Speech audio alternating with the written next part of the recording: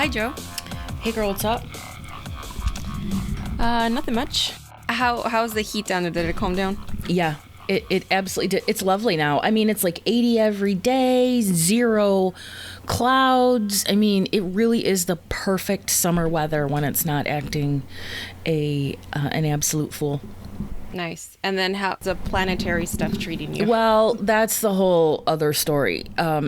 Just there's so much going on astrologically, the moon, the energies, there's all sorts of gateways and eclipses. And I mean, it's just a cluster.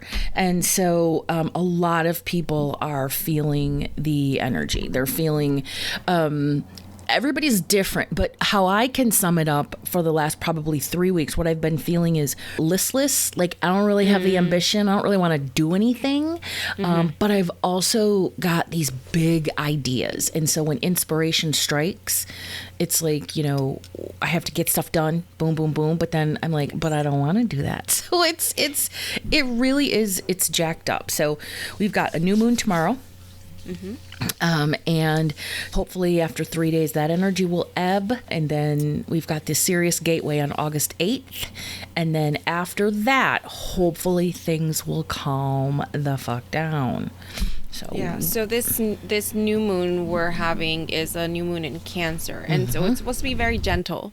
So I'm looking forward to that, because some new moons can be rough on me. I don't get enough sleep.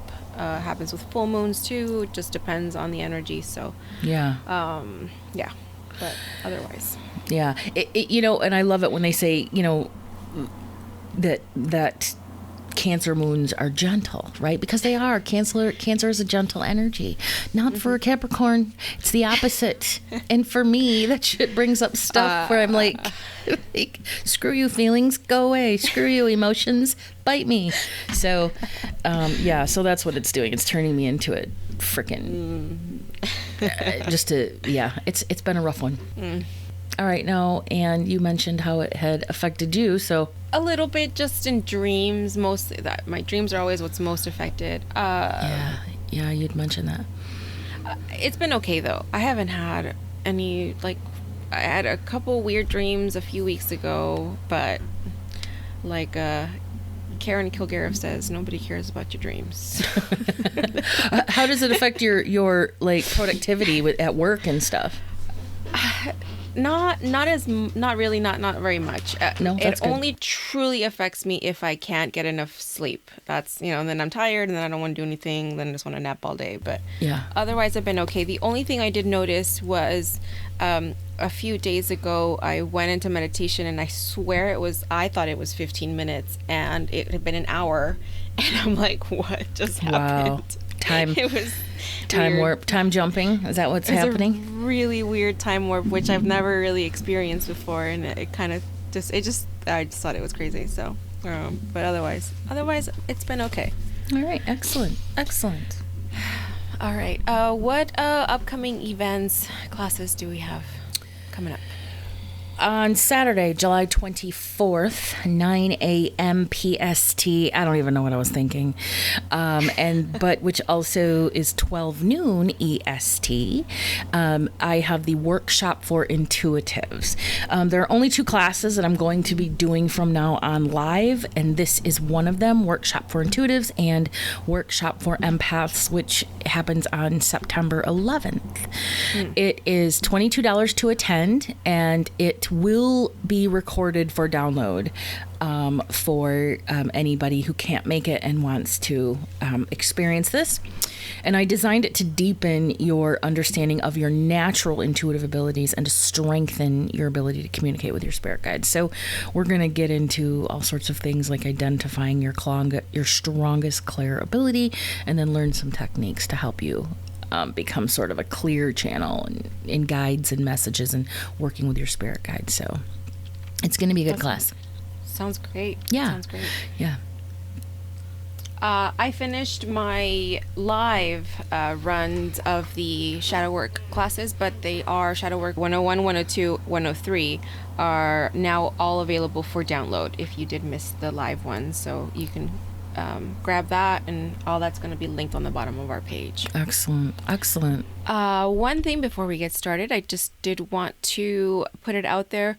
We are now on TikTok. Yes, we are. Yes. And so we'll be posting some fun stuff. I think that's where we're going to probably share like some personal stories, personal experiences with, with all anything, channeling, ghost, whatever experiences we had. We're going to just fun stuff, make it interesting. I know Joe started sharing about Moldavite, which is great.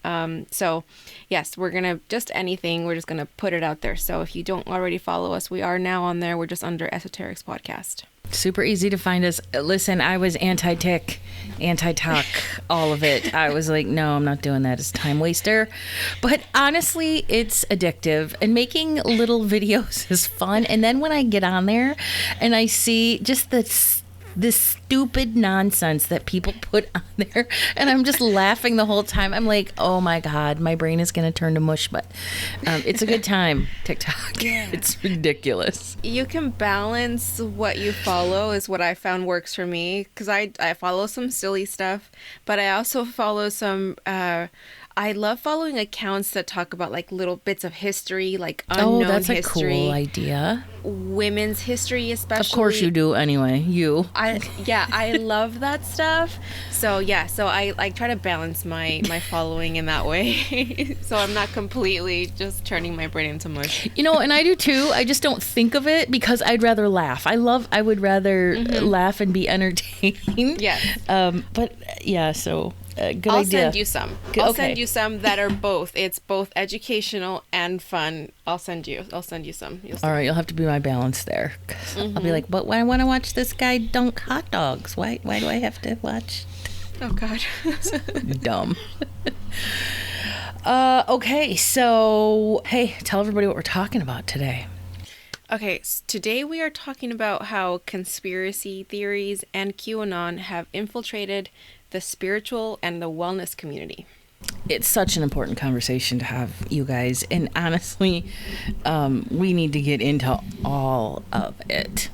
Yeah, so Joe and I have actually been talking about this since before we started the podcast. Yep. Like, this was one of the reasons why I wanted to have a podcast. Mm-hmm. It bonded us. Yeah. Conspiracy wackos bonded us. Yeah. Okay. And first, I just gotta say, like, I used to believe in some conspiracy theories because back in the day, like pre-Donald Trump, conspiracy theories were kind of fun, like chemtrails and Elvis being alive and just different the stuff about Paul McCartney getting switched the out. The Beatles never existed. Yeah. All these, they were fun. They didn't necessarily hurt anyone. There was no big deal. And then what happened was Trump, and actually through the help of his associate Roger Stone went in and linked up with Alex Jones, who was, we all know who that wacko is. He's the one who carried InfoWars. Douchebag. Yeah, and they like clung to each other, and Roger Stone used Alex Jones' audience and used that as a way to propel Trump. They put him on this thing of like, oh, this guy's the guy that's with you. He's here to help bring out, the conspiracy of the elites and to help, quote unquote, drain the swamp and all this stuff. And so they used the conspiracy theory believer community against themselves.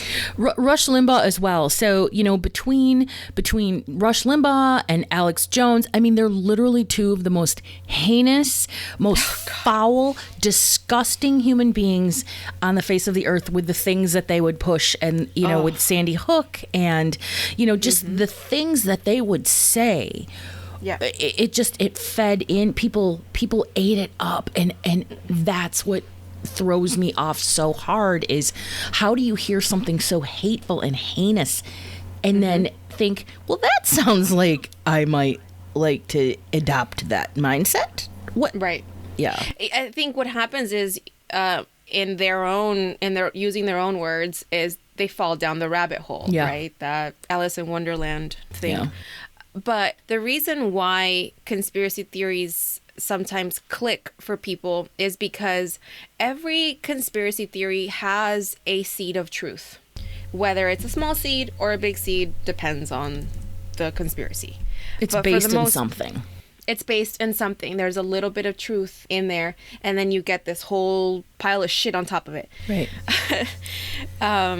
So for example, okay. Did you hear of Pizzagate? Do you know that one? Yeah. Pizzagate is one of my, yes, I've heard of Pizzagate. Okay. So the seed of truth in that one was that there were these weird text messages between these politicians.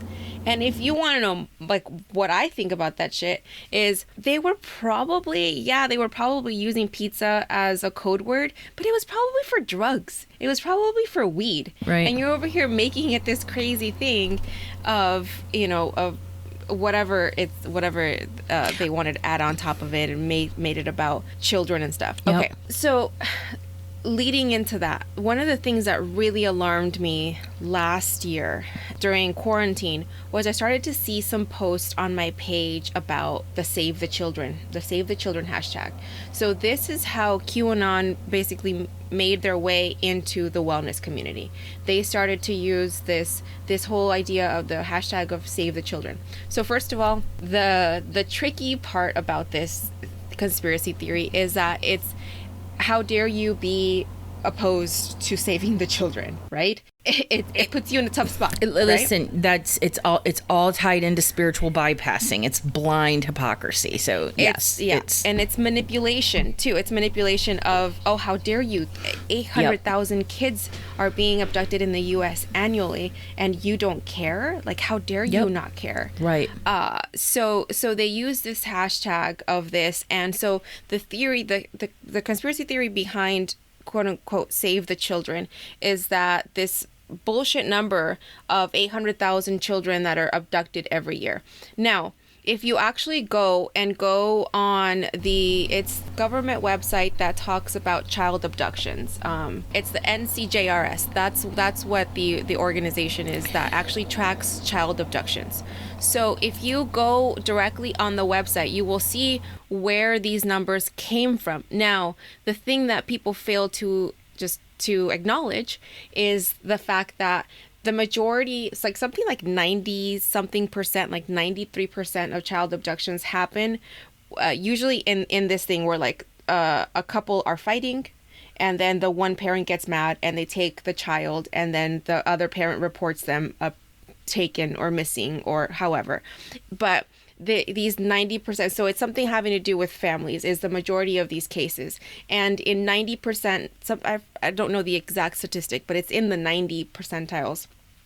The child is found. The child is returned to the custodial parent. Mm-hmm. Now, they're taking these numbers and they're using them as, no, these children are being stolen, and they're put into sex trafficking rings. And then you get into this whole shit about there's this adrenochrome that they're stealing from the children, and it's all for the rich elites, and they're using it to keep themselves young and blah blah blah. And the thing that pissed me off was last year I stumbled upon several posts on Instagram, and I was like, my jaw dropped, and it was talking about how COVID was a conspiracy by the government to keep us all locked down so that Donald Trump could free the children from the underground tunnels from the sex trafficking rings.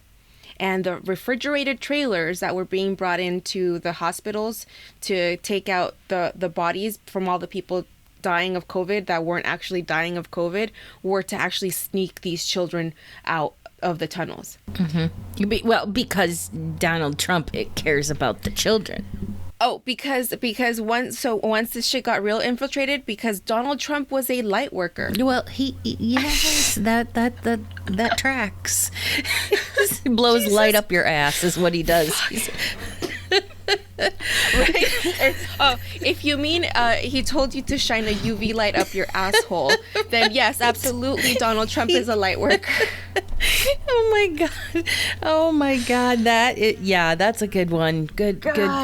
Listen, while we're talking numbers, let's just talk about some numbers to put this in perspective. All right. Okay. So 1 in 5 Americans believe in what I call Q-Anonsense. Okay.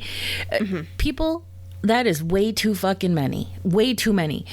As of January 2021 poll of just 1,200 people, or 1,200 U.S. voters, found that 77% of Republican respondents believe there was a widespread election fraud despite the court ruling otherwise. 77% of just 1,200 people. Again, that is way too fucking many people. Yeah. Because just imagine once you broaden those numbers and start, polling everyday Americans. So, yes, typically those with a strong belief in conspiracies, they have this distrust in authority. They have all of these other things, lower self-esteem, lower levels of self-trust. We'll get into all of those things later. But here's the interesting part is that they feel as if they are the heroes or patriots in the story, right?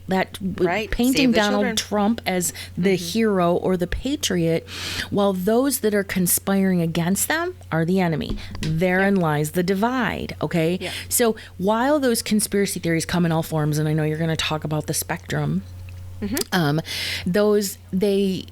most of them involve political or social events, right? Most of them are focused around that sort of those two genres.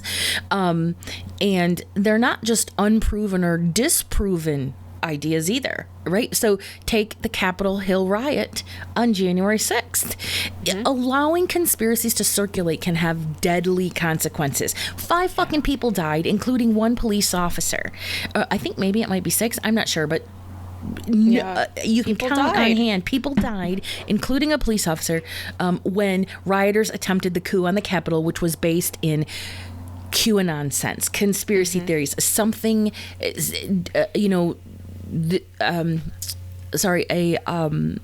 lie that the election was stolen. Yeah. So, we can talk about, Elvis still living, being alive and well in Kalamazoo, which I gotta be honest, I hope he is. Like, let that man live, leave him alone. And Tupac too. Tupac, right. I hope Tupac, Jada Pinkett Smith will be super happy to find out that Tupac is still alive. But, then there are things that get people killed. And make grown men cry. These police officers were crying because they couldn't believe what was happening. So it's awful. So really quickly, just back to this Save the Children thing. So I saw that, and then I saw people out holding signs in, I don't know, downtown somewhere talking about Save the Children. And I remember commenting on this. I'm like, you realize that you're pushing a QAnon conspiracy. And then they attacked me how dare you? Like, how dare you not support children? And then I had Christian friends who were over here making whole ass videos about Save the Children. And I'm like, can I just ask you guys, if there's that many children, where are these parents? Where are they? Because that would mean that if there's 800,000 children missing, then there's also 800,000 families missing children. Yep. Why don't we hear about this? Why aren't they rioting? Where are they? Yeah. Where are these families? Where are these families who are missing children? Are they part of the conspiracy too? Right. And here's the hypocrisy in this. So saving the children from being molested, these people are gathering and protesting. Save the children from being molested. Save them from being eaten, because isn't one of the being eaten is actually the thing. Okay, while they support conditions that don't give a shit about children, such as separating them from their parents, subjecting them to inhumane living conditions at the border, locking them in cages, and ignoring the actual horrors of pedophilia that run rampant through these these facilities on the border, these Yes. facilities that cage children. So you know what? Yep. If you're gonna rally for saving the fucking children, maybe you might want to start with the ones that are in cages. How about we try there? The ones literally like right there. Right you there. You could Yep. go see them. Like, and then for anyone who listens to this who's in the Southern California area, there's a whole ass fucking facility in Pomona. Yep. Like, it's right down the street. It's right there if you want to go see them. And that's what made me mad. And eventually, like, I would see these things and I would just start commenting, yes, absolutely, we need to get those children out of those cages in the border. Good one. Because it was, and I am not saying that pedophilia does not exist and that children do not get abducted. It happens throughout the world. It exists. I'm not saying that it doesn't exist. I'm just saying that if you're talking about it being a whole ass government conspiracy and this group of elites and all this blood libel shit, it's just not true.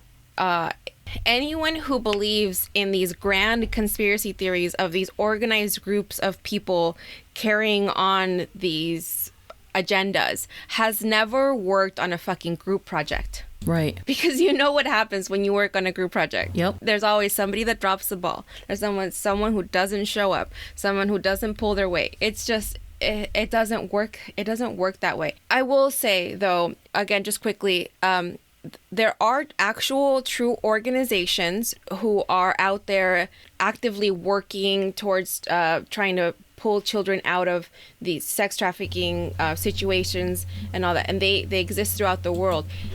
Those groups don't support QAnon. No. So I would look into that. If you are very concerned about this and about how this could affect children, look into that. And it's sad that there are so many people now worried, so many women, especially like I've seen it on TikTok, worried about getting abducted and getting into sex traffic rings or whatever because there was a paper left on their car, or there was some weird marking or something on their car, or because someone was walking close to them at Target, like, you know, I don't it's just for whatever reason, right? For whatever, because they were shopping at Target and you're probably all buying the same stuff. I don't know.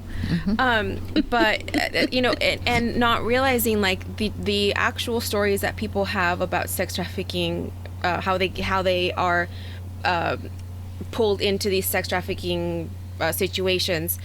It's people they meet someone and they are put in some kind of danger or a situation where they feel like they can't escape.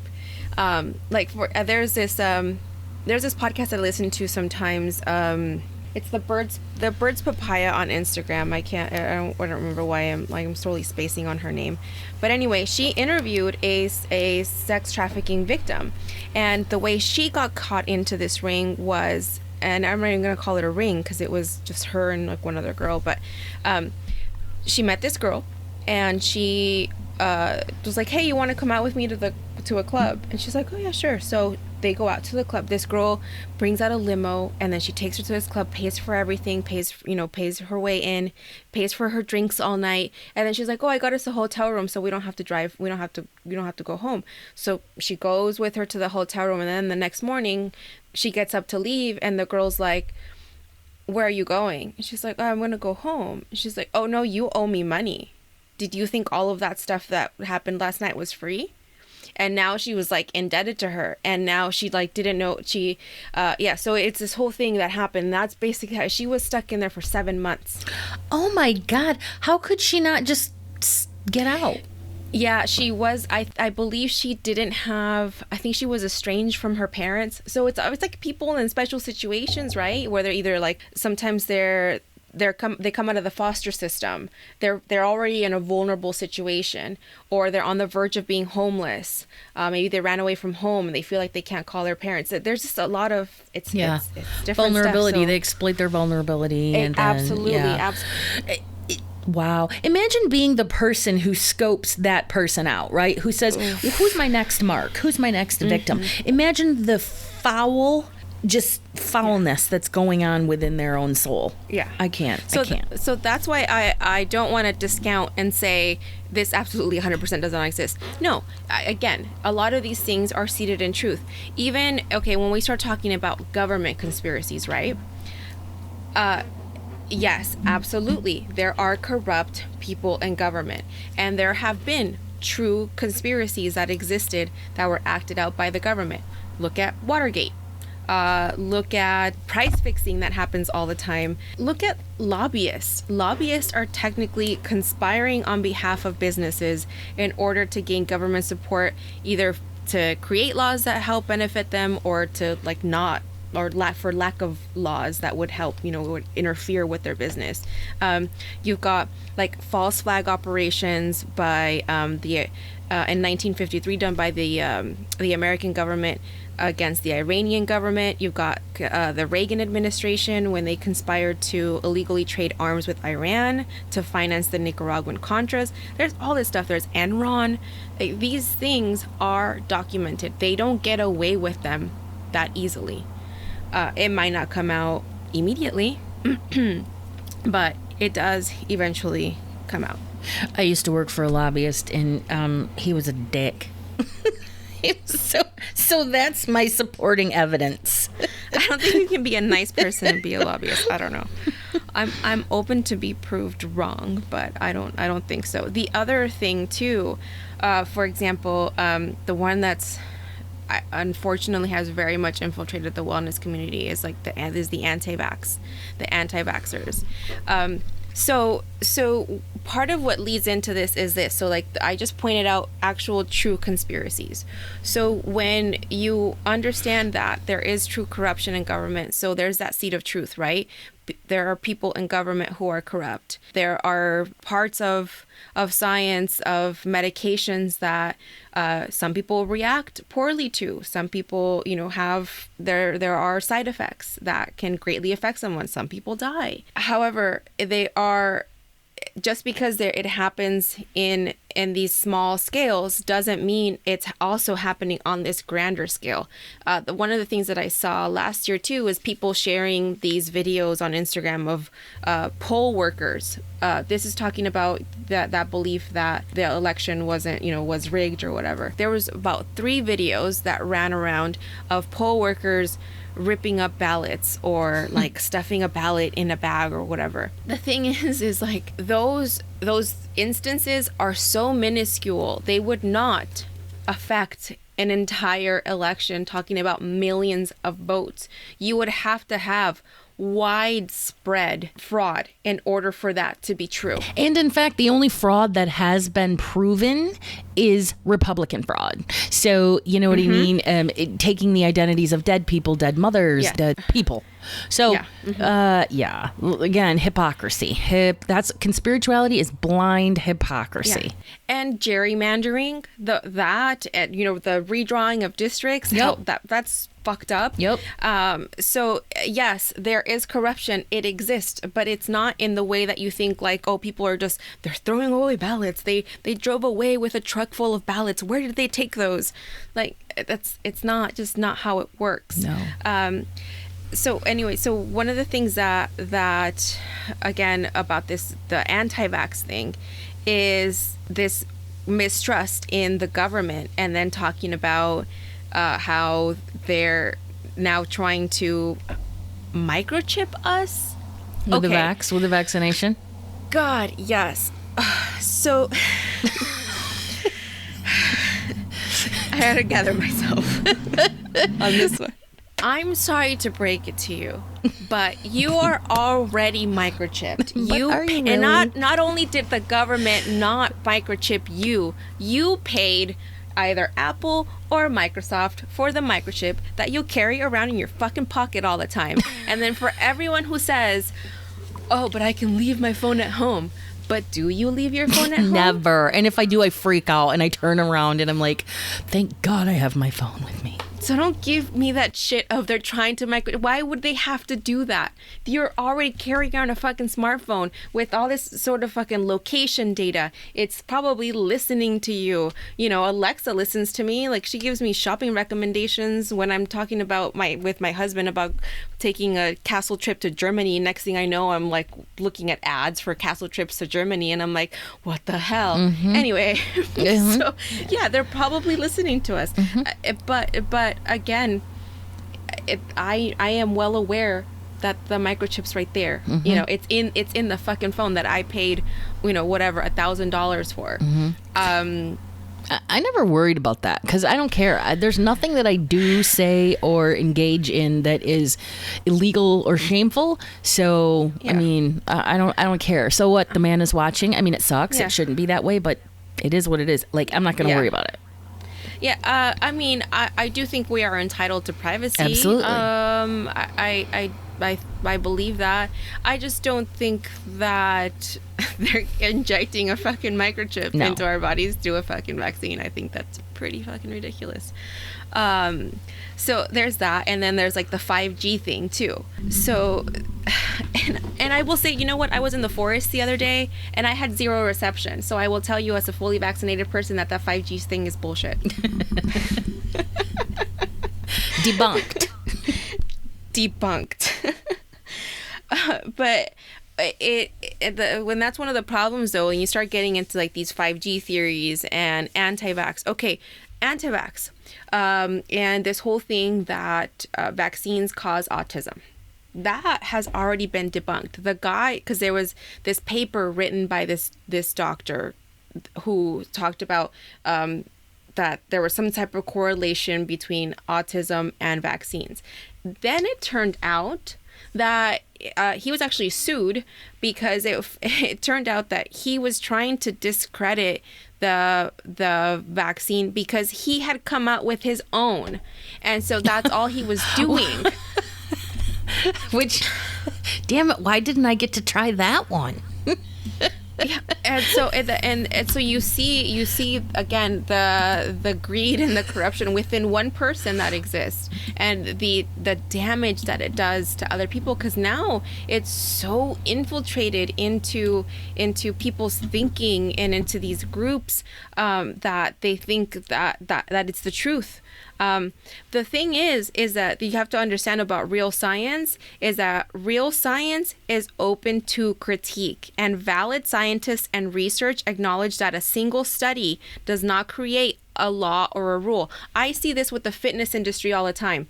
A reputable trainer will not take a single study and say, this is absolute truth. This is everything. This is. I mean, no scientist will. I mean, there are some that are like, you know, but even, what is his name? Neil deGrasse Tyson. Mm-hmm. Even he's like, look, with the recent news of the aliens, right? He's like, look, that's great and all, but I want more proof. I'm not saying that they're wrong, but I want more tangible proof. That's all he's saying. Right. He's saying, I believe it, but give me some proof.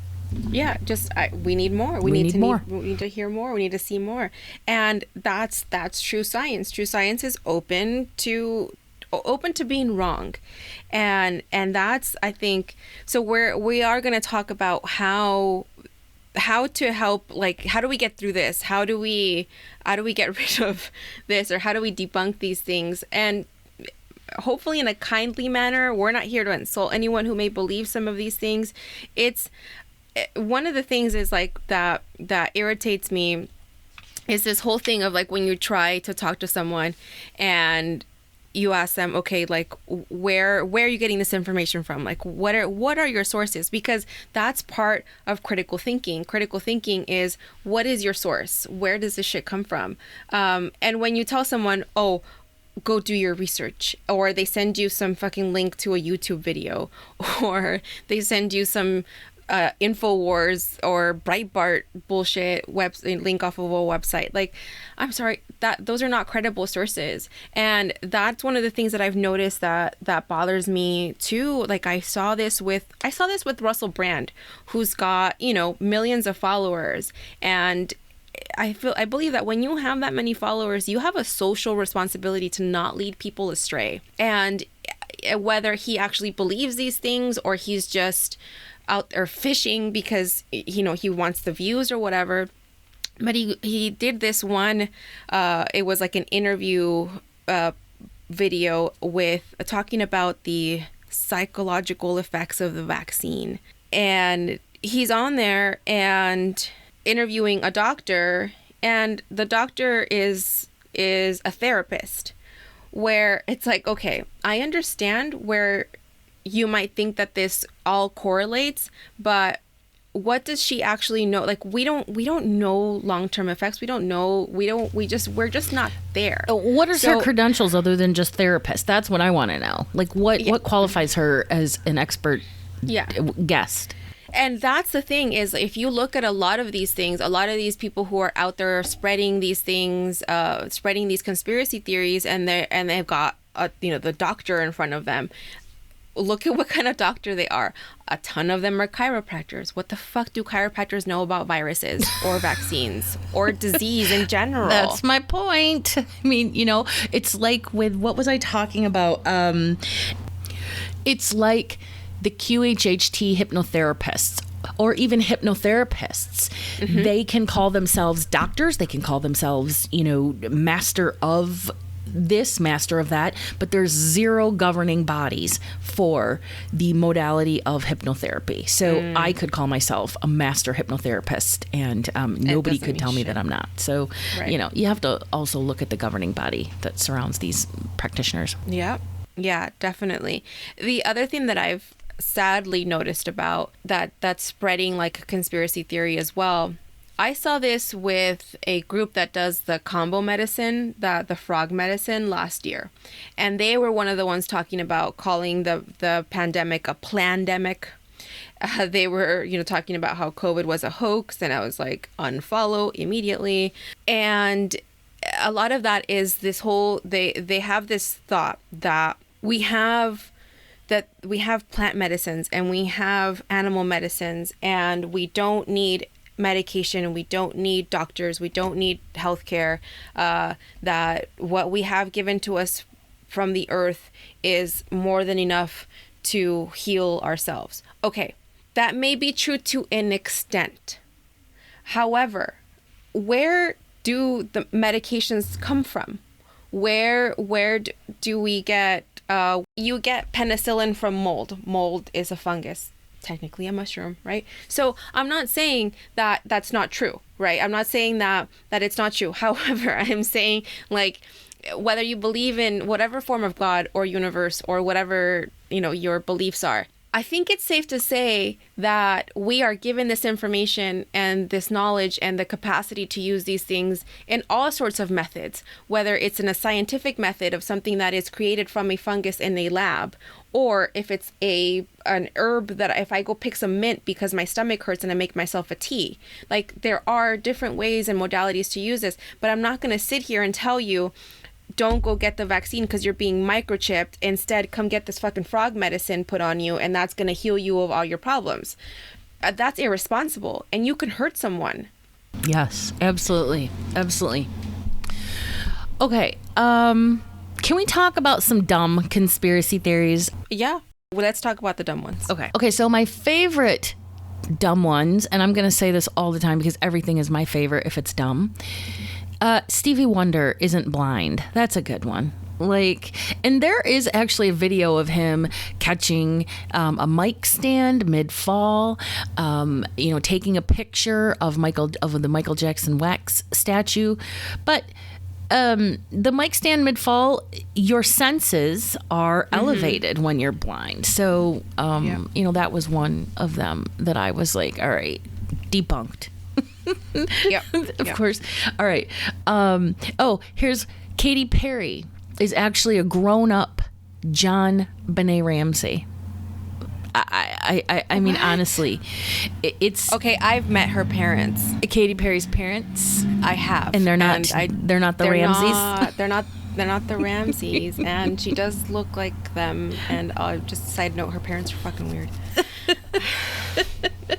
Yeah, Khloe Kardashian, who is absolutely my favorite Kardashian, is actually O.J. Simpson's daughter. Yeah, I heard of that one. And Chris says no. Well, Chris. Okay then, Chris. Suri Cruz is actually Chris Klein's child, which... Oh, I've heard of that one. Yep, which... and you know what? When you put the dates together, like, here's the timeline.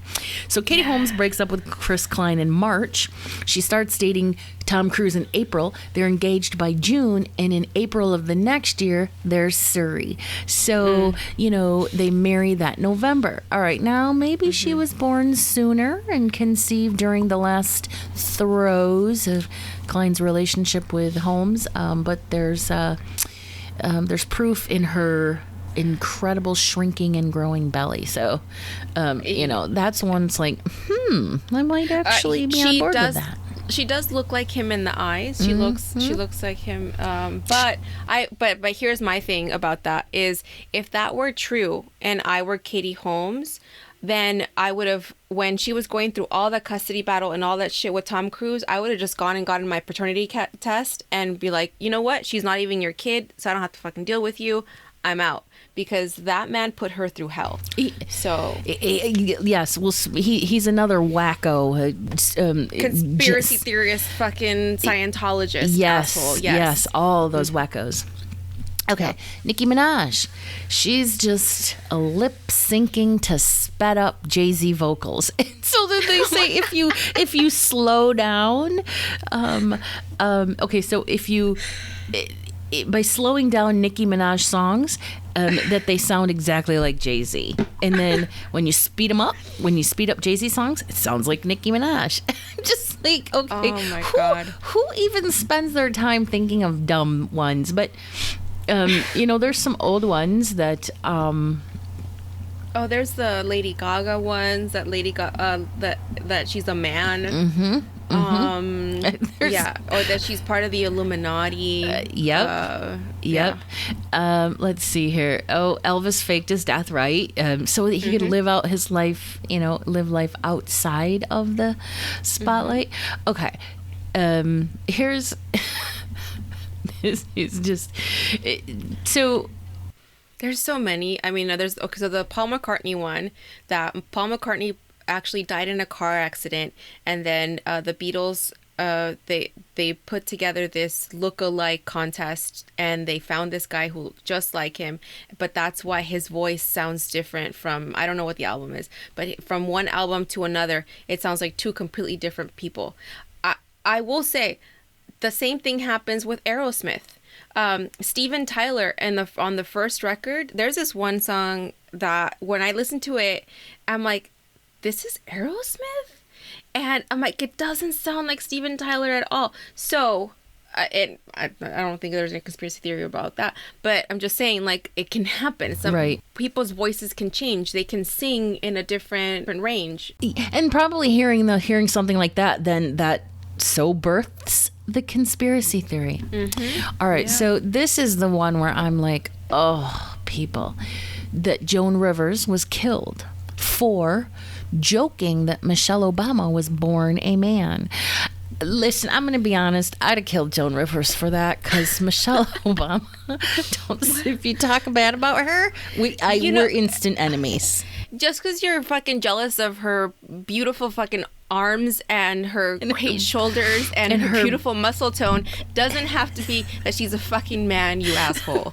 And it was the doctors were sent in by the Obamas to retaliate for the joke, which conspiracy theorists say is not a joke at all. Okay, so I had a high school friend, very good friend. We were roommates for several years. He was just really fun. One of the most fun friends ever. And he turned to a wacko. Like, the stuff he would post on Facebook was just absolute asinine, Alex Jones type stuff. I legitimately unfriended him when he started slamming on Michelle Obama. And I was like, you know what? We've been friends for about 35 years, and we're done. I'm done. And it's not that I don't like him. I didn't want to hear any of his bullshit on my timeline. I didn't want it on there. I wasn't even going to unsubscribe to him because I was like, dude, he's literally gone off his rocker. He's a nutbag now. So Yep. My other pet peeve, the mainstream media. And how we're being censored. Yep. And there's this one girl that we went to high school with, and I don't follow her, so I like heard about her through another friend, and she was like, "Have you looked at this shit?" And I'm like, "No," and I'm glad I haven't, but let me check it out. And yeah, she's just a total like right-wing nut job. And then she's out there spreading conspiracy theories. People are reporting her content for disinformation. Oh my gosh. And then she's talking about how she's being censored. Well, and it's like, no, bitch, you are out there spreading misinformation and we're not fucking tolerating it. So no, that's not censorship. The idea though that the media is biased. Yes, because it is made up of individual people, and every person, we all have our inherent biases. So yes, so if I am a reporter, it's going to be very difficult for me as a human being to completely shed all of my biases. The biases are always going to be there. So yes, it's inherent because we are humans, because we are people, and that is part of being a human. We have biases. So yes, the news stories are going to have that in there.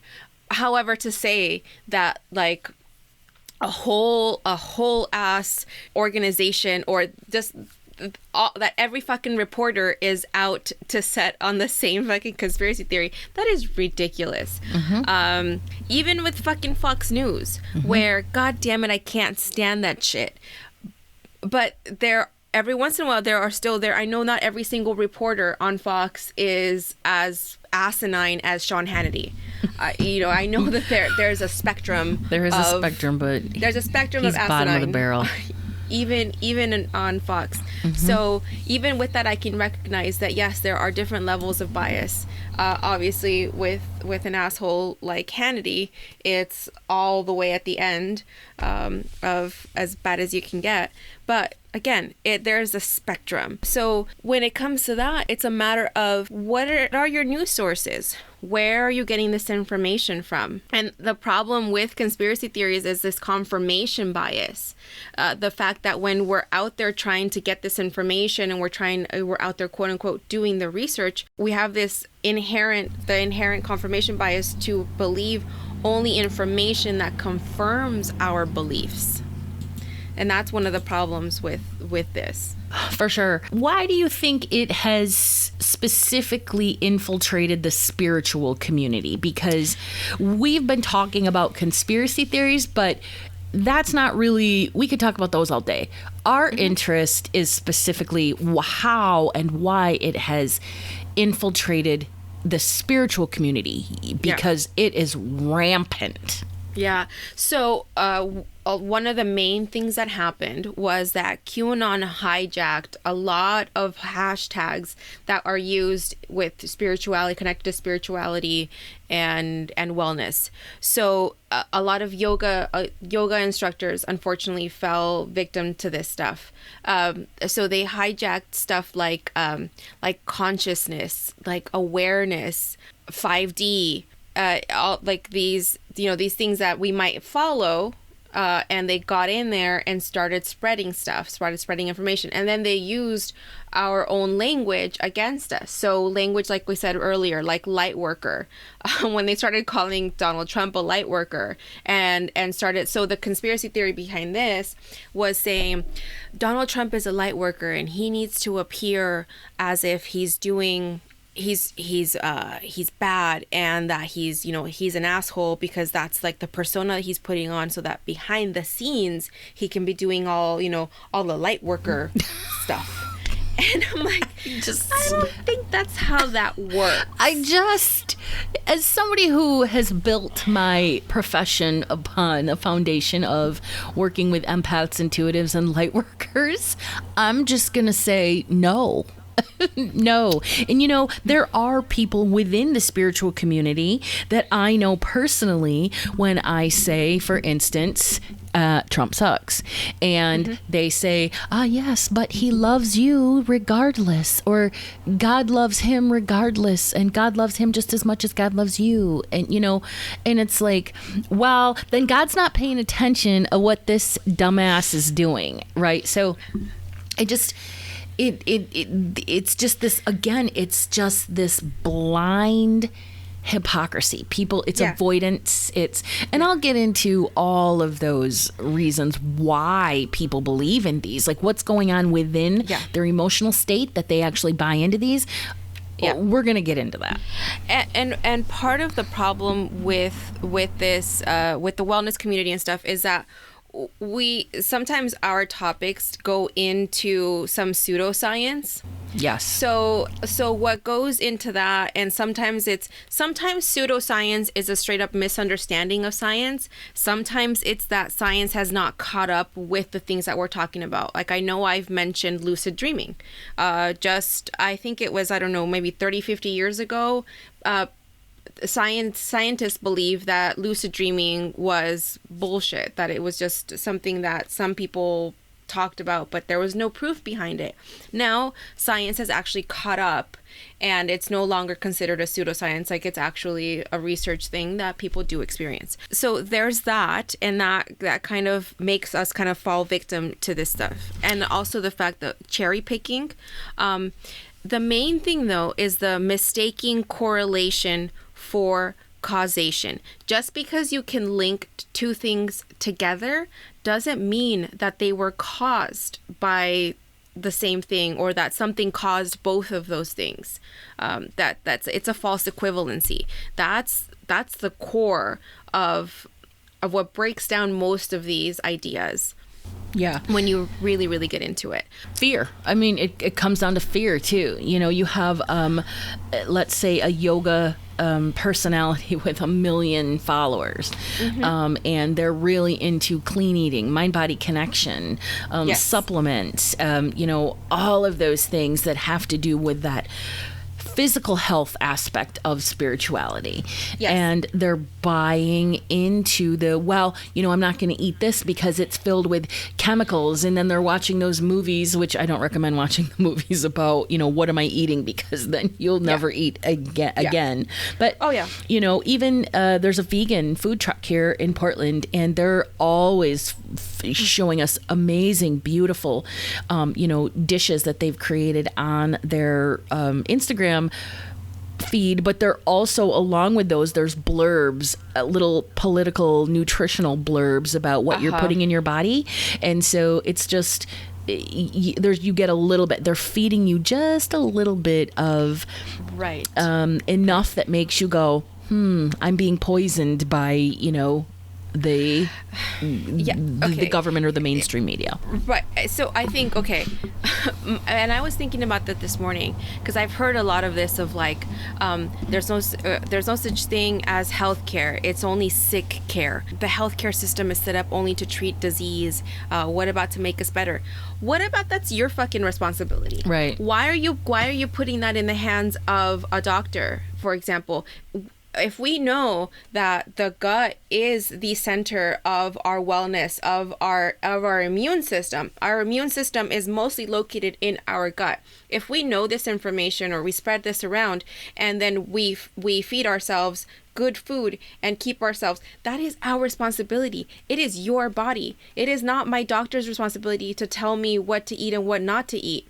So it's like, why are we putting so much? Why are we giving them so much responsibility? Yeah, it doesn't belong to them. No, and I don't even know if they're giving it to them. I think they're blaming them with this. I'm fat because of you. I'm sick because of you, and completely avoiding all responsibility. When it comes to the they're self. our bodies. It's our job to take care of them. But I think there's we live in this world where I think the two things can exist. I think there is a benefit there. There's psych meds for people who really need them.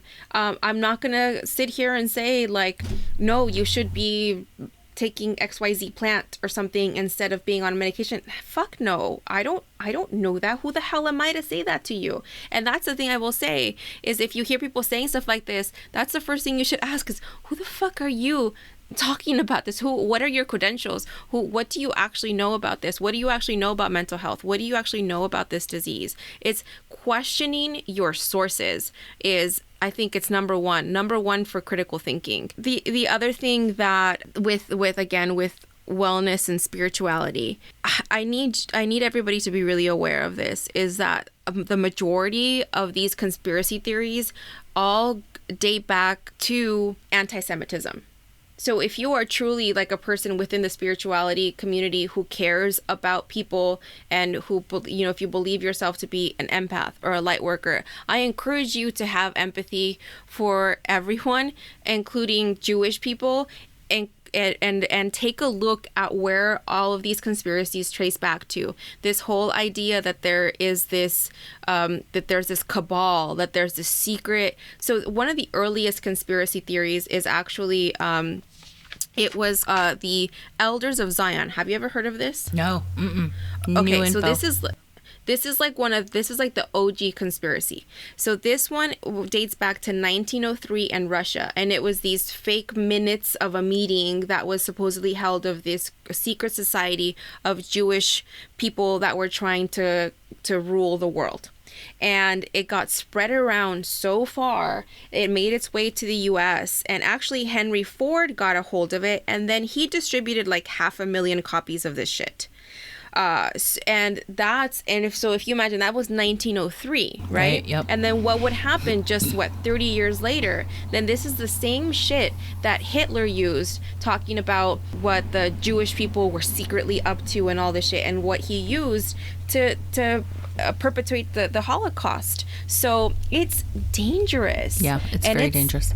You've got to be very careful with the things that you're putting out there, and the stuff that you're choosing to, not just choosing to believe, but choosing to share. Like, you could hurt someone. And I don't think there's any accountability for people that are actively sharing misinformation.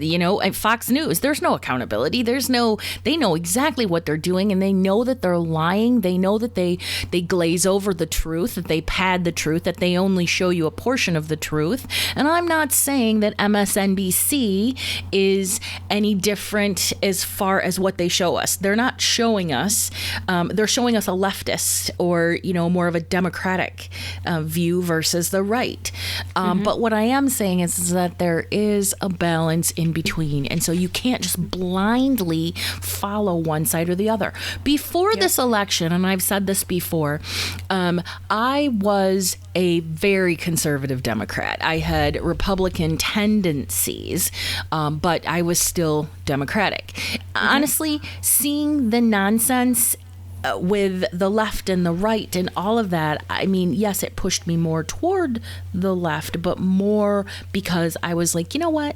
Stop telling people what to do and how to do it, and stop not caring about everybody as a whole. And then I was like, all right, I can't buy into Republican policies in that way. But there's a balance. There has to be a balance. And as a logical human being, like, you have to find that balance. It doesn't.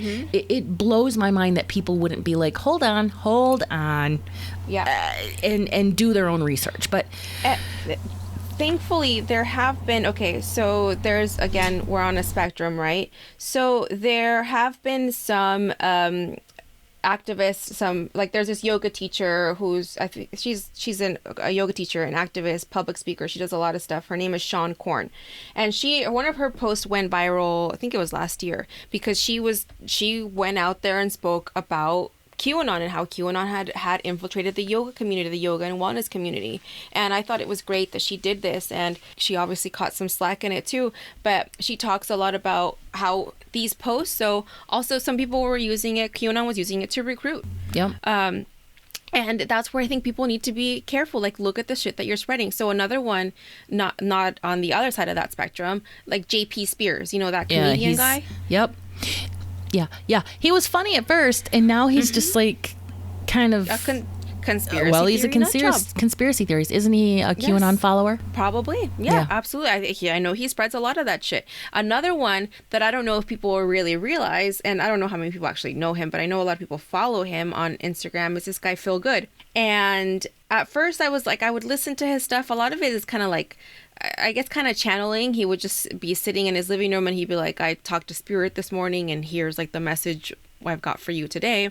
And for the most part, it was generally harmless. It was just like about like, being good to yourself and, just general shit, like nothing hurtful, nothing out of the ordinary, just good stuff to like take with you on your day. Then when quarantine hit, then he starts talking about how masks are mind control, how masks are it's not about preventing disease, that it's about controlling us. And then there's all these fucking comments in there of people like agreeing, and I'm like, what the hell?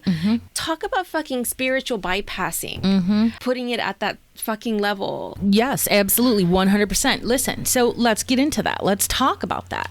So specifically spiritual bypassing. Spiritual bypassing, it is using spiritual theories to avoid unresolved emotion, uncomfortable situations, or emotional wounds. And this shows up. How does it show up? Fear-based avoidance in order to dodge feeling controlled. And that's what they say. All of those people are saying, I don't want to be controlled. I don't want to be told what to do. So they use fear-based avoidance. And listen, here's the thing. Ironically, spiritual bypassers and conspiracy theorists, they're of the same ilk. They denounce fear, but they hold this really deep belief in false threats. They then become ignorant, calling out others for what? For being ignorant or living in fear. Or being sheeple, right? When they're doing the same thing, right? Yeah. So they're using this ego, false bravado to defend their fear, right? While they claim to be woke. Okay. Yep. All right. Yep. I'm going to break this down. Okay. A genuine awakening is based on the elimination of fear, and as you and I have talked about this, as fucking mind-numbing as I find Eckhart Tolle and his books. The one thing that I am able to take away from him is that a spiritual awakening is built upon the elimination of all fear-based ideology and beliefs from our lives. These people are not fucking woke. They are goddamn not woke. They're not woke yoga people with their lattes. They're not woke spiritual comedians. They're not woke channels or messengers of light. They are spiritually bypassing their own bullshit, and they're avoiding all of their shadow in order to be able to like dodge that feeling of being controlled. So listen, I'm calling all of them out, and I'm telling them exactly what their issue is. The thing that also disturbed me about Phil Good was on the day, I think it was on the day of the election or the day before the election, he was over here talking about how Spirit had told him that Donald Trump was going to win. And then he says that, and then he also says, but regardless of who wins, that it's going to be for the greater good of all of us. It's like, so fucking which one is it? And why are you even saying this? The thing that bothers me is that the amount of spiritual bypassing in that, because it's like, okay, you want to talk about how it's control, and it's about the government trying to control us by making us temporarily wear these fucking masks while we go into a store, because God knows the moment I walk out of that store, I'm taking that shit off. Me too. But at the end of the day, yes, we are spiritual beings, blah, blah, blah. We're having a human experience. These fucking meat suits that we carry are susceptible to disease, and they spread disease from one to the other. It is not a coincidence that we went through the winter season, flu season, while having to wear masks, and suddenly the flu actually dropped as well. that's not a coincidence. It's because that's how we were spreading stuff in the first place. It's just that it didn't really matter before, because a lot of us don't die from the flu. Some people do, but a lot of us don't. So it's not that big of a deal. However, I can put my bullshit aside. Like Joe and I, we've talked about this. We both have that 5 in our numerology, where we're like, don't tell us what to do. Don't do it. But I can put my bullshit aside of don't tell me what to do and fucking wear a mask to go into a goddamn store. The same way that I put on shoes to go out in public. You don't know. Maybe I don't like to wear shoes. But I do it because it's part of something that, like, it's a social norm, and you got to do it. And also, like, I don't want shit on my feet. But, you know, so I don't want to be sick. And it's a temporary thing. So why are you making it into this whole, adding all this whole fucking conspiracy aspect to it, talking about mind control, and I'm not going to do it because the government's telling me to do it. And it's just because when it's a need to control, right? As much as conspiracy theorists don't like to be controlled, they also have this innate need to control, right? Why? Because they feel threatened, they feel out of control. So in the only way that they can bring order to their own lives is by resorting to the fact that, or resorting to the proclamation that they are being controlled. So there was a study where they found that people are more likely to believe in conspiracies if they are feeling anxious or disempowered as a way of feeling more in control. So if I'm feeling anxious, I'm feeling disempowered, then I'm going to believe that I am being controlled by the government, and they're telling me to wear a mask so that I don't have to focus on the fact that my anxiety and disempowerment is actually goes at deeper levels, right? Probably from childhood and early childhood caregiver. So, you know, here's the thing though. When the human mind feels threatened, right? Identifying what is causing that danger is a way to cope with the anxiety, even if it's the untruth, but they don't want to do that. And it doesn't reduce that anxiety or satisfy sort of their need to feel in control. It actually increases their emotional issues. So it's this crazy catch-22. And so as a result, they're less likely to sort of engage in anything that could help improve their sense of control. I feel really bad for, because long term, they just end up feeling even more disempowered and anxious than before. It really is. And that's when you look at these people and if you look at other areas of their life, forget about their beliefs, look at other areas of their life, they're a shit show. An absolute shit show. I'd like you to give me an example of one conspiracy theorist or one person who truly is a QAnon believer that doesn't also lead a shit show in other areas of their life. Yeah. I'm open to being proven wrong. Yep. I think that's a great point. It also too, and I think that's going to be a topic for another podcast, is how a lot of these same things make people susceptible to falling for cults. I mean, it's related. QAnon is a cult. It's all related. Yeah. Low self-esteem, feeling really unhappy or dissatisfied with your life. And these people that get sucked into cults, we're not blaming, we're not shaming. Shit happens, right? Yeah. It happens. But when people feel bad about themselves and when they're dissatisfied with their life, many of them, instead of healing and taking steps to change their situation, they just end up projecting that self-loathing onto others, right? Onto other groups that don't think like them, that don't look like them, don't feel like them. That's just one of those things when it comes to when they're embracing these conspiracy theories. But these aren't people. I'm not talking about the people that are victims to like cults and that sort of thing. What I want to talk about is why there are several instances of why people believe in these, and we can look at all of these because it's emotional. There are emotional issues. So the next thing I want to talk about is that there is a need for them to understand. The mind has an absolute need to understand. And then those with lower analytical abilities and less tolerance for uncertainty, those people, they don't like change. They don't like any of that. They're way more likely to believe a conspiracy theory because they provide explanations for things that seem confusing or frightening. It's easier to assume that they're being intentionally deceived, so that their search for information, it sort of confirms their beliefs. That's like bias confirmation, right? Definitely. Yes. And also it's tribalism too. It's allowing other groups to think for you. And that's because our brains are kind of lazy. Our brains don't really want to work so hard. And so if you can provide all this stuff that looks like it's had a bunch of research behind it, you're like, oh, okay. And then you just want to believe it. You see some patterns and then you automatically connect the dots. That's your survival brain. Yep. They're seeking out information to support something they already think is true rather than seeking out that new information to change their beliefs. For example, I don't understand global warming, so I'm just going to believe whatever some stupid dude with the butthole shaped mouth says because he claims to be a stable genius and he has a Sharpie marker. Do you know what I mean? That's absolutely 100% an example of people believing Donald Trump with his dumb map. Yeah, and that's confirmation bias. That's confirmation bias, right?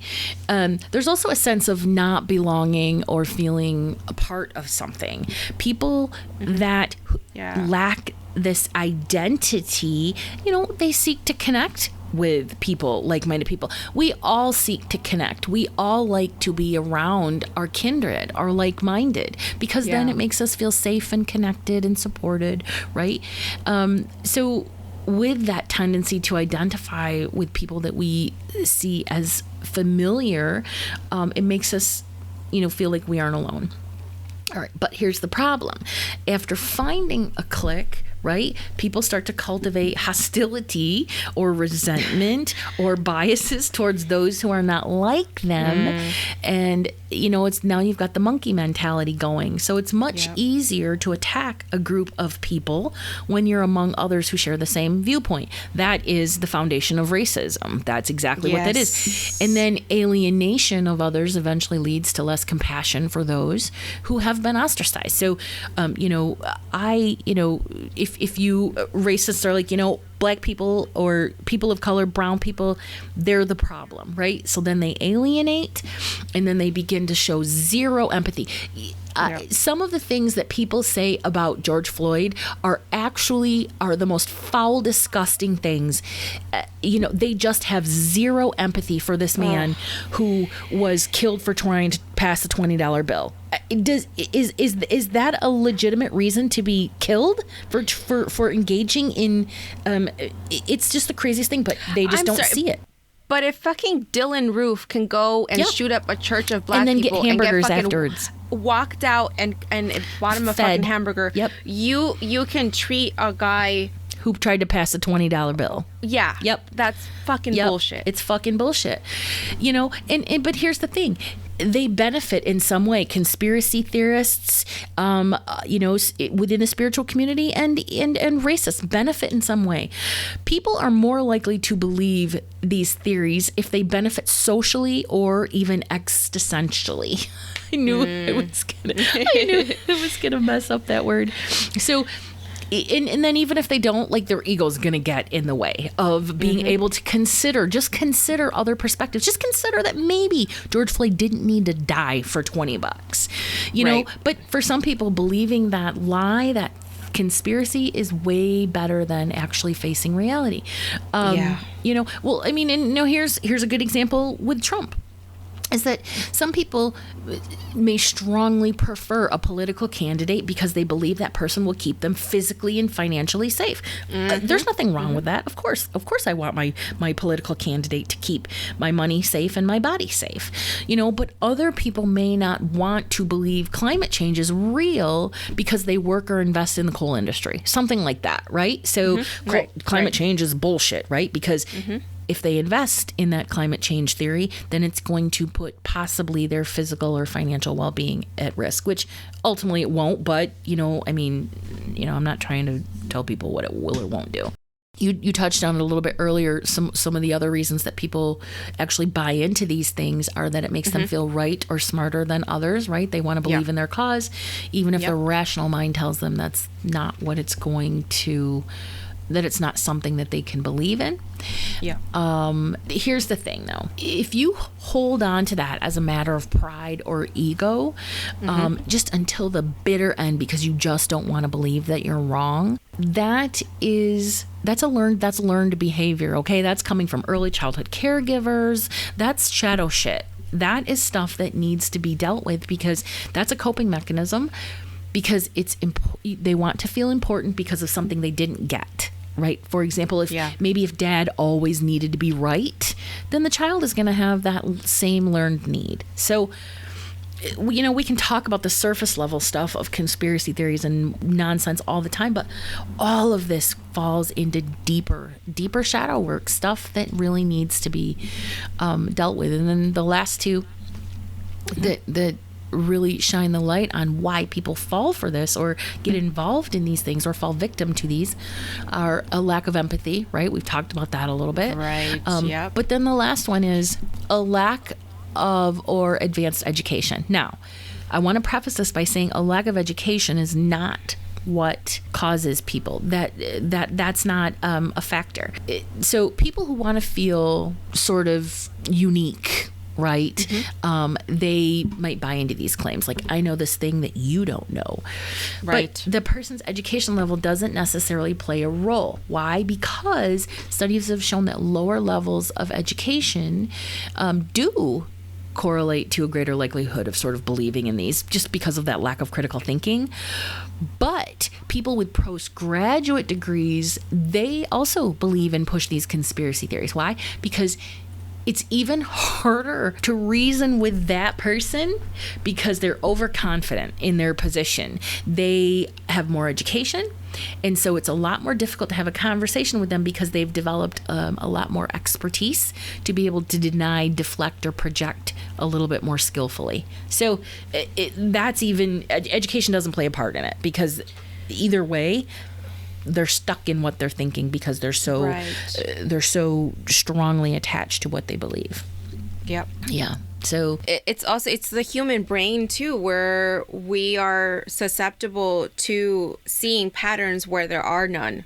So that comes down to some critical thinking points, because that's I think we had somebody in the group the other day that was asking, like, how do I help, right? I think it was like they had a partner or an ex-partner who was like really down the barrel with conspiracy theories, and she was trying to help, like, how do I get my son out of this, or how do I help? And I know what I said was, the only way we can help in these situations is to be critical thinkers and to show our children steps on how do we become critical thinkers. I actually took a class in college on critical thinking, and I highly 100% recommend it.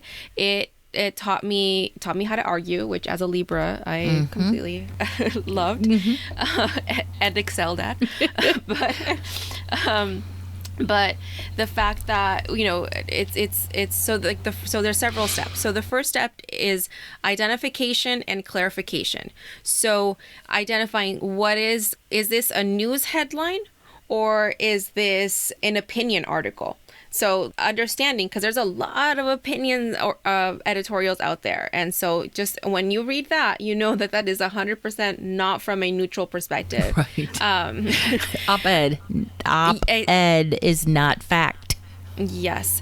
And then, is this presented in a way that's meant to evoke emotion? Because a lot of times, like an advertiser or an influencer, they're trying to get your emotional reaction because that's how they're going to influence you. Right. Yeah. And then if it's like a social media meme, is it actually honestly representing the subject matter? A lot of these times they're just not. Like, they're just like, I don't know. There was, a bunch of shit about Hillary Clinton and just like painting her as, whatever. I don't know what the hell they used to say about her. A child eating demon. So understanding, like, a lot of this stuff is purposely put out there to play on either fear or anger by the Russians. I blame the Russians. Well, there you go. There's a lot of bots out there still till this day. Yeah. And then, is this problem that I'm looking at an actual problem, or is it something else? So save the children. Like, that's what I would ask. Is this an actual problem, or is this something else? Is this misleading people? Where is it taking you from, and where do these numbers come from? So that gets into number 2, which is investigation and research. And that's the first thing that I did, because I was like, oh my God, that's a crazy number. Like, I want to know more, because that's who I am. I want to know more. And I went in there. You identify the source, and I'm like, okay, what is the government website where this number supposedly comes from? And I went in there and I found it's not that hard, you guys. Like, and that's where where you go into your sources. What are your sources? Anything that ends in .gov, .edu. And if you're going to come at me with, oh, well, you can't blindly trust the government, I am not ever going to tell you to blindly trust the government. I already named off all the actual conspiracies that our government has committed, and I'm sure they're going to do a bunch more. There's a whole shit about the CIA and drug trafficking that happened as well. Like, I am not saying that they are fucking saints and that they're always looking out for the best of us, because again, the government is run by individual people, and individual people have their own biases and their own agendas that they're pushing through. Anyway, it's about being conscious about what you're reading. So once you identify your source, look for third-party information on that claim.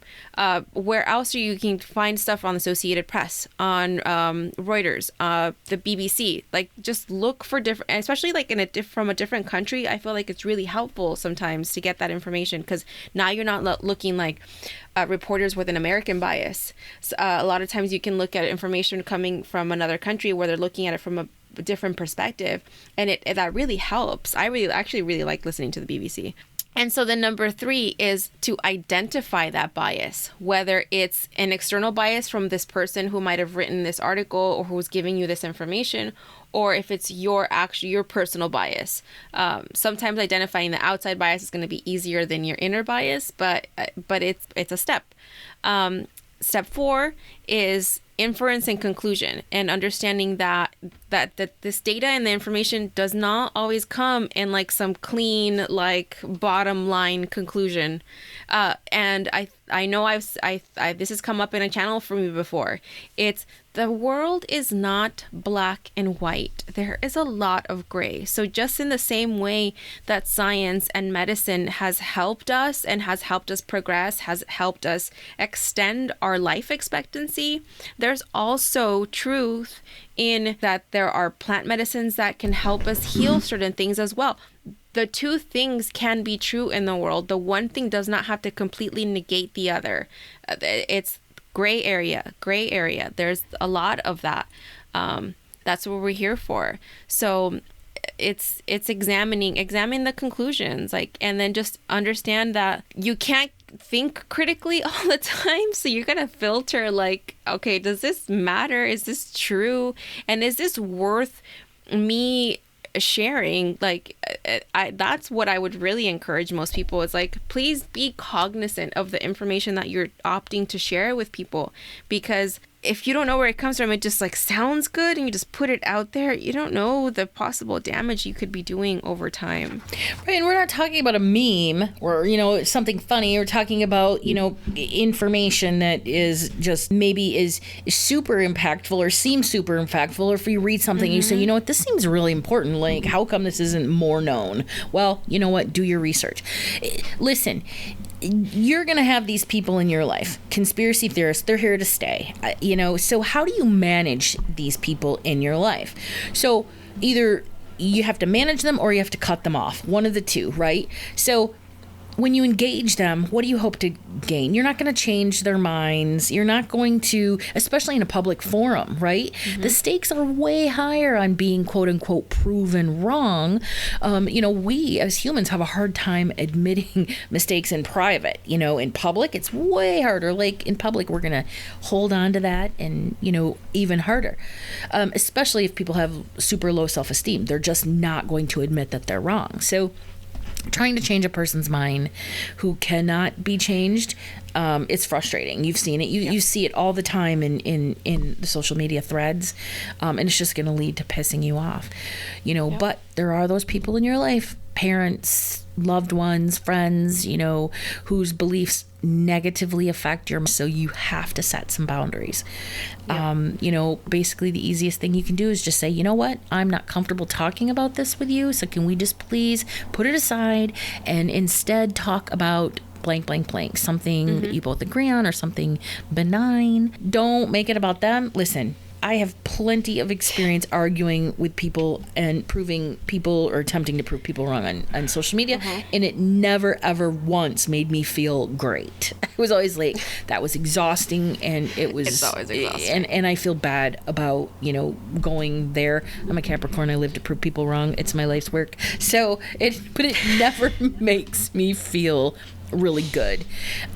So don't make it about them. Stick to your boundaries. If they cross the line, then it's up to you to decide how many chances you want to give them, right? Maybe you unfriend them. Maybe you just unsubscribe from them. I wouldn't give people a bunch of chances if their beliefs are causing harm to you or others. I just wouldn't. Yeah. So I would just cut them off, cut them out, do what you can. Because we can't help people who want to spread these beliefs, but we also don't need to allow them to impact us in a negative way. So Yeah. One of the things that I learned in critical thinking class was about having a discussion or a debate with someone. Once you get to the point where you have to personally insult someone, you've lost the argument. yeah, it's true. It's true. That's it. Yep. So I know this, so I don't do this. But when other people, when that's happened to me, I thought we were having a discussion, and then all of a sudden it's like, you're stupid, and it's like, okay, I'm done. You've lost. You've lost at that point. You've lost because you have run out of factual data. Or a quantitative argument, and now you've resorted to the low of insulting someone personally, where it's like, come on, you can have a discussion if you want to have a discussion, but if you want to fucking insult each other, no, I don't fucking have time for that. I'm not a child. They're ad hominem attacks, and they are as spectrum as they come, because there are some people that are very good at passive aggressively attacking or insulting you without your knowledge. And it's all about when somebody can't make a logical and factual argument, they then turn to attacking their looks or their education or any number of things where they just attack. And then at that point, you're just in attack mode. Like you said, you've lost the argument because, you're not going to make any headway at that point. Yeah, and one of the things I will say, if it's somebody out there putting out all this misinformation, it comes down to the burden of proof, right? Yep. Like, you can't just be throwing out lies and with nothing to back it up. Nope. When you're making an assertion, it's the burden of proof lies on you to show, like, this is the evidence behind it, not go do your research or sending me some stupid YouTube link. YouTube is not a credible source. I can make some stupid doctored video on YouTube and slap it up there and say it's XYZ, and it proves whatever bullshit about the universe that I want to make up. Like, and I'm not anyone with any credible source to make anything up. So again, that's not a reasonable place to gather information, and it's so be careful with the hashtags that you follow. Be careful with the information that they're spreading. Look out for those clues in, unfortunately, like words like awake have been hijacked. But look for stuff like that, like sheeple and whatever other stupid Which is the dumbest word anyway. I mean, it's just a dumb word. But, when every single time I see somebody calling a person a sheeple, I then look at them and like, but you're the sheeple who's calling the sheeple the sheeple. It does not make sense to me. It's that thing, right? Of when you point a finger, you have three pointing back at you. Yes, it's your shadow. Whenever you project onto someone else, it's you're projecting your shadow aspects onto someone else. So yes, it's so annoying. So absolutely, when we come down to like think for yourself and question authority, I know that comes from like questioning government authority, But I also encourage you to question Instagram authority. Question whoever the hell is spreading out this fucking information. What is your authority? What credentials do you have to be spreading this information? Yes, absolutely, 100%. Question it. Question everything. Why not? What you'll find is that people with any sevens in their core charts, a 7 in numerology is the seeker, and typically earth signs too. But seekers and earth signs tend not to speak out their ass, and that is specifically because they hate to be proven wrong, right? So seekers just like to have, it's not so much for the seeker about being proven wrong, it's about knowing what you're talking about and the confidence that comes with that. So that's just, I guess, a numerology little bit that I slid in there about that's cool, doing your research and stuff. So good to know. All right, what a huge conversation this was today.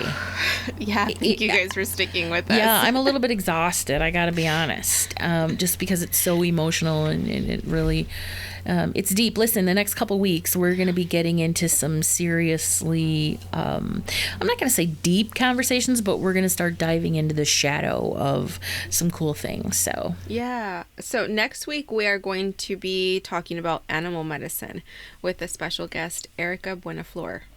Yes, that's right. I'm excited, and she's gonna cover like the three worlds, like the lower world, the middle world, and the upper world. And well, that's what I want to talk. I have questions for her about that. But and then spirit animals and all that good stuff. So it's gonna be a good conversation. Following that, we're going to be talking about secret societies. Yes, we are. So we got some stuff coming up for you guys. So thank you guys so much. Let's finish off with the closing vibe. You got something, Joe? Yeah, so if you don't follow Esoteric Podcast on TikTok, I recommend that you do. There are 2 videos there that we posted, part 1 and 2, talking about Moldavite. So I'm not going to go into a big rant and rave here, but there are a lot of fear-based little videos out on the interwebs about Moldavite. And really all I just want to talk about is that Moldavite is an amazing stone for transformation. If you get this stone, be very careful where you buy it, because there are a lot of fakes out there. So when you find a reputable, legit, authentic piece of Moldavite, do not bring the stone into your life if you are at all at a place where you are not ready for transformation. And by ready for transformation, what I mean is that you've done the shadow work, that you are legitimately and emotionally ready for big changes. It's not a magic stone or crystal. It's not an evil stone or crystal. What it is a very high vibrational stone. It's a tektite, and that means that it came from space. It hit the ground and melted the earth and then turned into that beautiful green stone. Very, very high vibration. What happens when you come into contact with high vibrational energies? It causes your vibration to react in response. And so if you're low vibe and you're coming into this high vibe stone, shit's gonna hit the fan. You're going to become the blithering, blathering mess of all those, young women that you see on TikTok crying about this stone. So, man, Fiora and I are big on research. Do your research before you buy this stone, bring it into your life. Definitely check out those 2 videos, because it tells you how to work with it. Yep. Yeah, I learned how to work from that video, so I thought it was great information to share. Yeah, I actually have mine downstairs at my workbench. I'm a metalsmith, a jewelry designer. I design jewelry, and I'm going to turn mine into a pendant. So, and I'm going to start wearing it because I just had it in a box. So Can't wait time to see take that. it out. Yeah. All right, guys. Well, just a quick reminder, please share and review us. We are still looking for that. Sharing the episode links with your friends or family on your social networks is a huge key to the success of this podcast. So we appreciate anytime you share those links on your page. Please tag us. We would love to see your post. This also goes for reviews on Apple. Leaving a review, though, will also get you into our giveaways that we're going to be doing for vouchers and stuff for our medical physical events. Thank you guys again for sharing space with us today. Stay mystical, magical, and ready to do it again next week. You can find us on all the socials under Esoteric Podcast, and be sure to join our Facebook group, the Woke Akashic, to hear firsthand about all sorts of things. Our classes and events is get intuitive development tips, free meditations. There's just a lot going on. So thank you. It was a great conversation this week. Thanks for joining us. Thank you. Bye-bye.